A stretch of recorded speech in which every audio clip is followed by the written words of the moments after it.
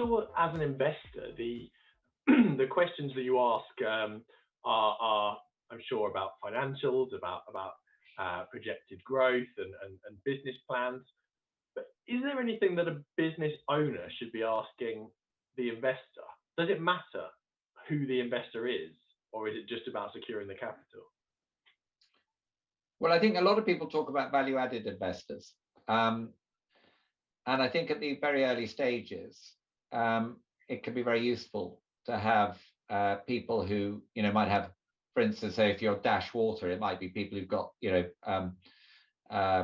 you've got contacts with supermarkets, or the restaurant sector very well, or that type of thing. Very much introductions, open your address book, all this type of thing. I think that can be very useful at an early stage, and it can just move things along a bit quicker.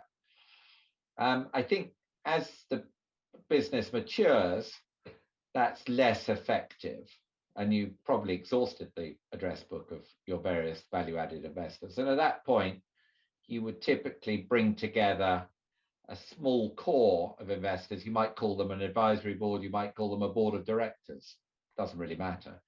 And I think at that stage, that's an interesting evolution. That's where actually you take your advice from, because I think a lot of entrepreneurs can be guilty of just, getting too much advice, frankly, talking to too many people, right, and just reflecting the views of the last person they spoke to.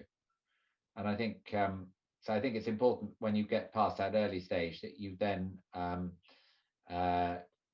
find somebody or some people that can give you some sort of ongoing strategic advice and challenge your decisions. A lot of smaller businesses get diverted from their core proposition.